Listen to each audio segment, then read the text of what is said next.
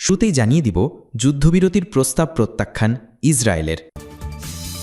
এরপর রয়েছে ভারত পাকিস্তান সংঘাতে ৫ যুদ্ধবিমান ভূপাতিত দাবি ট্রাম্পের।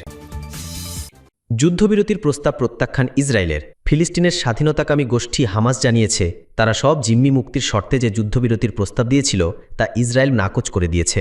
হামাসের সামরিক শাখা কাসাম ব্রিগেডের মুখপাত্র আবু উবাইদা বলেছেন, কোনো চুক্তি না হলে তারা দীর্ঘ সময় ধরে যুদ্ধ চালিয়ে যাবে।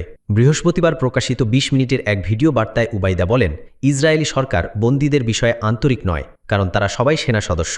তিনি জানান, হামাস একটি পূর্ণ চুক্তির পক্ষেই আছে, যেখানে যুদ্ধ বন্ধ হবে, গাজা থেকে ইসরায়েলি বাহিনী সরে যাবে এবং ফিলিস্তিনিদের জন্য মানবিক সহায়তা নিশ্চিত করা হবে। তিনি হুঁশিয়ার করে বলেন, কাতারে চলমান আলোচনায় ইসরায়েল আবার পিছিয়ে গেলে ভবিষ্যতে আংশিক কোনো চুক্তির সুযোগ থাকবে না। আলোচনায় একটি ৬০ দিনের প্রস্তাব রয়েছে, যার অধীনে ১০ জন জিম্মি মুক্তির কথা বলা হয়েছে। বর্তমানে হামাসের কাছে প্রায় ৫০ জন জিম্মি রয়েছে, যাদের মধ্যে প্রায় ২০ জন জীবিত বলে মনে করা হচ্ছে। এদিকে যুক্তরাষ্ট্রের প্রেসিডেন্ট ডোনাল্ড ট্রাম্প বলেছেন, গাজা থেকে আরও ১০ জন জিম্মি শিগগির মুক্তি পাবে। তিনি দাবি করেন, আমরা বেশিরভাগ বন্দীকে ফিরিয়ে এনেছি, আশা করছি পুরো বিষয়টি দ্রুত শেষ হবে। তবে এ বিষয়ে বিস্তারিত কিছু জানাননি তিনি।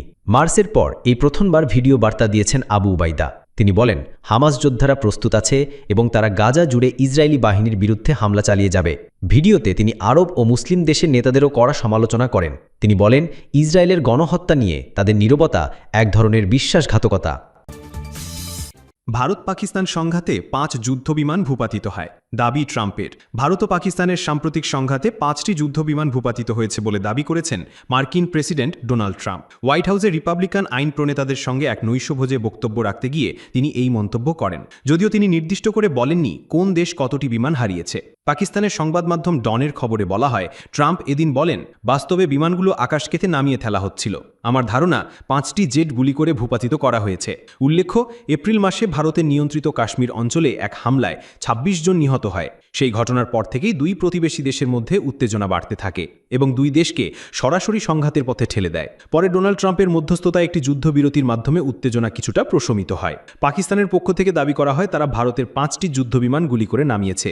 অন্যদিকে ভারতের সর্বোচ্চ সামরিক কর্মকর্তারা জানিয়েছেন, সংঘর্ষের প্রথম দিন কিছু বিমান হারালেও পরবর্তীতে কৌশলগত পরিবর্তনের মাধ্যমে ভারত পরিস্থিতির ওপর নিয়ন্ত্রণ প্রতিষ্ঠা করে।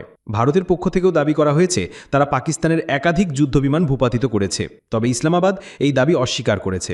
তারা স্বীকার করেছে পাকিস্তানের কয়েকটি বিমান ঘাঁটিতে হামলা হয়েছে। ট্রাম্প আরও দাবি করেন, এই সংঘাত নিরসনে তার সোশ্যাল মিডিয়ায় দেওয়া যুদ্ধবিরতির আহ্বানই মূল ভূমিকা রেখেছে।